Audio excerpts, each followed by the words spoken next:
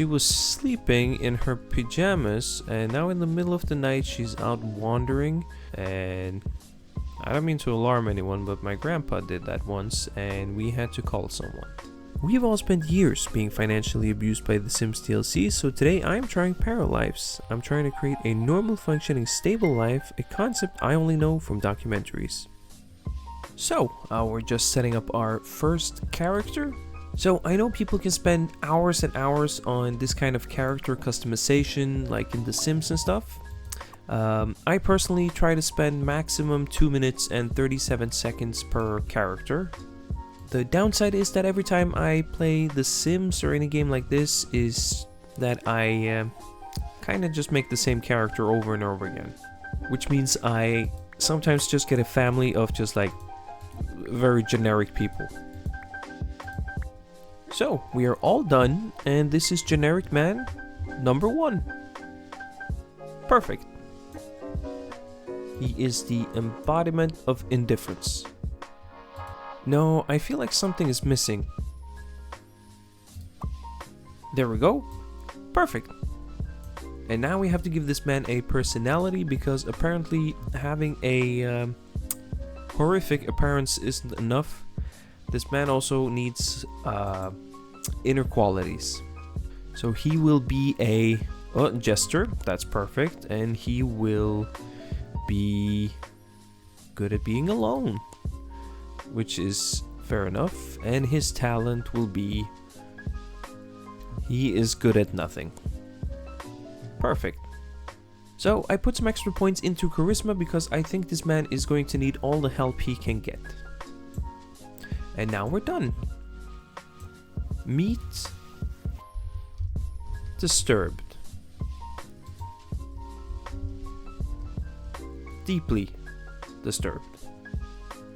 And I didn't even see, but I can choose his voice, and you have the option of him sounding like a dog, an owl, a cat, and a bird.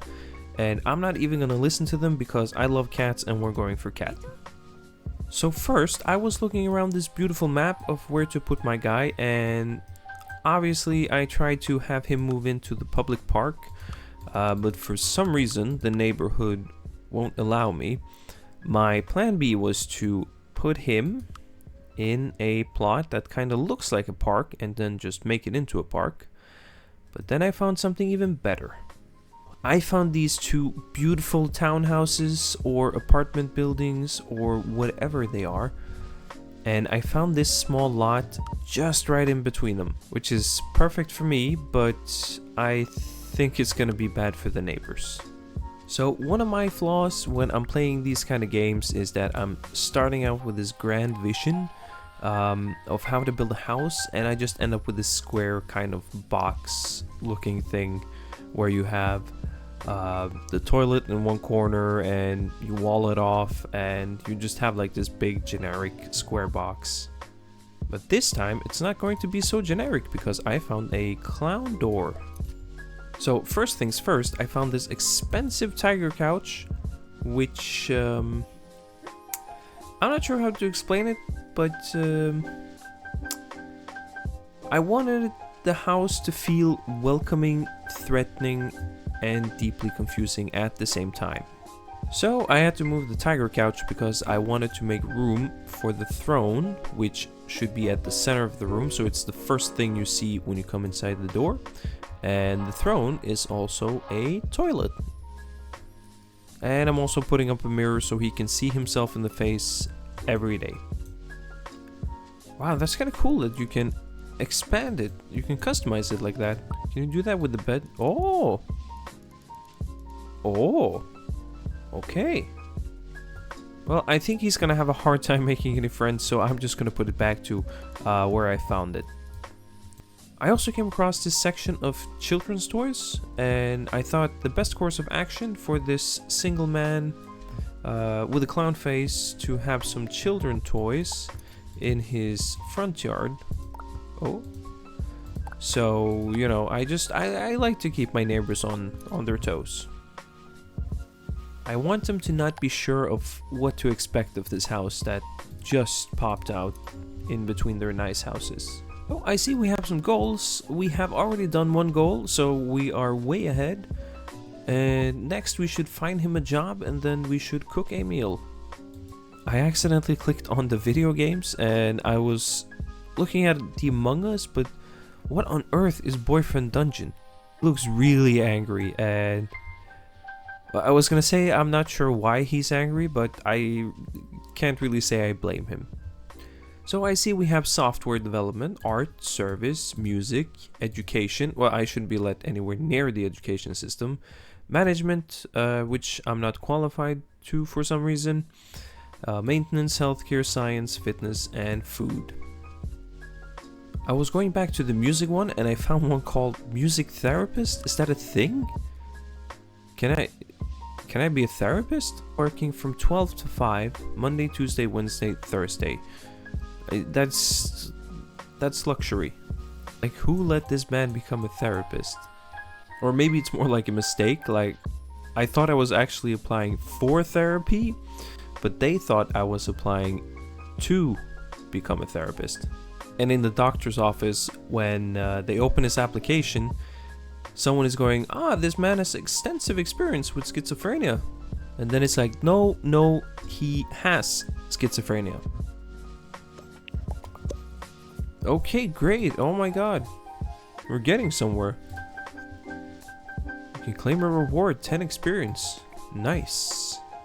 No active goals. Get new goals by accepting requests from the para folks around town, or by picking new life goals from your storyteller at night. That last one sounded a bit weird, and my game crashed. So the game crashed and I'm back, but I'm not really mad about it because the game crashing, it's actually really immersive. I mean, these days, our lives crashing, it's very realistic.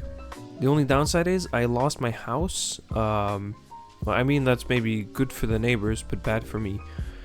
So I don't want to take the time to build a house again. So I'm just going to visit my neighbors and see how long I can stay with them before they kick me out.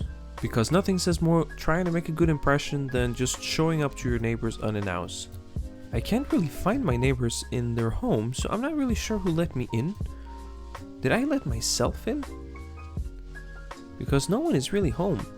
Well, we might as well take a shower.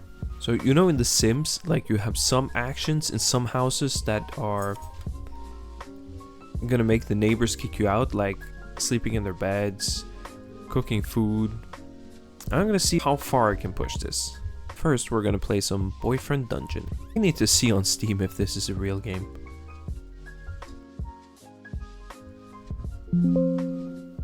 So, I thought I was recording, but apparently I wasn't, so I'm just gonna do a quick recap.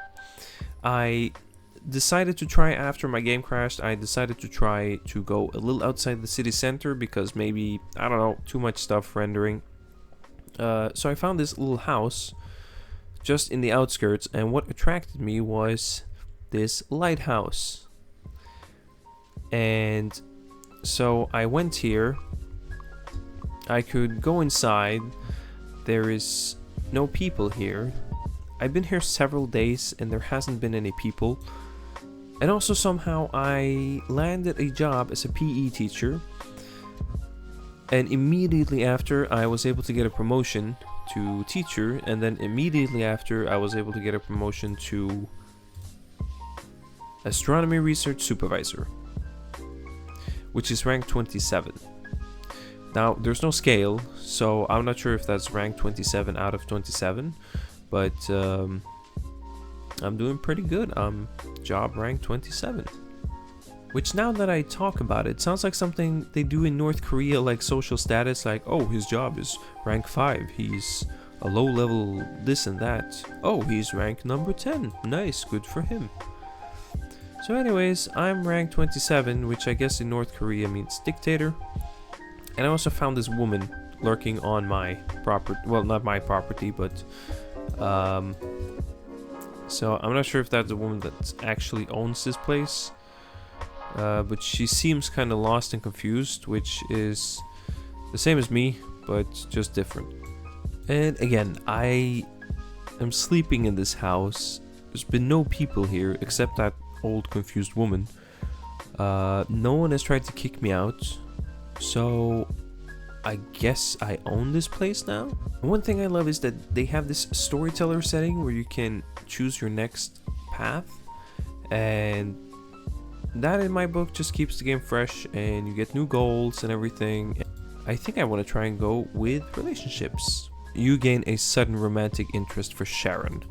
I have no idea who Sharon is. Sharon is my secret crush, level 1. If she becomes a level 100, is she gonna be my wife?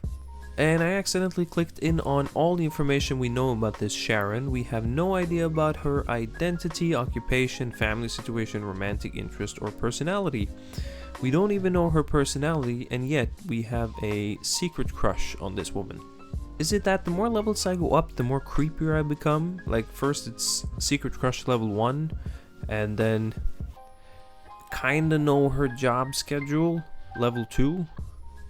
And then level 10 is like waiting for her in the parking lot after she finishes her job. I mean, the last one I can always do with anyone. I don't need a secret crush for that. Oh, here comes... Oh, it is the old woman who owns this house. Can I maybe flirt with her? What if she owns the house and I can marry her, and then the lighthouse will be mine? Someone listening to that last sentence might think that's a bit manipulating, but I am looking at it more as strategic real estate acquisition. Ooh, ask if single, yes. Did I learn that she's single? I don't know anything about her romantic situation. What? Am I not listening? Did she not tell me? Like, oh, hello, are you married? Oh, that's a secret. Ask about talent. Talent, good at nothing. Oh my god. This is a match made in heaven. So I pressed this conversation piece about compliment mood, and it gave me a prompt that said select target. And I know what they mean, but it just sounds like I'm being a predator. Soon he's gonna forget all about his secret crush. I mean, I'm not really a gold digger, but if in the world there is a woman who owns a lighthouse, there is a small chance I'm gonna try and marry her just for that lighthouse. She was sleeping in her pajamas, and now in the middle of the night she's out wandering. And I don't mean to alarm anyone, but my grandpa did that once and we had to call someone. So I had to stop it there because my game keeps crashing, and I'm not sure if it's a game or if it's my computer, or if the game has like a failsafe where it looks at what I'm doing and it thinks, oh, this guy is really weird. We don't know what he's doing, but we have to put a stop to it.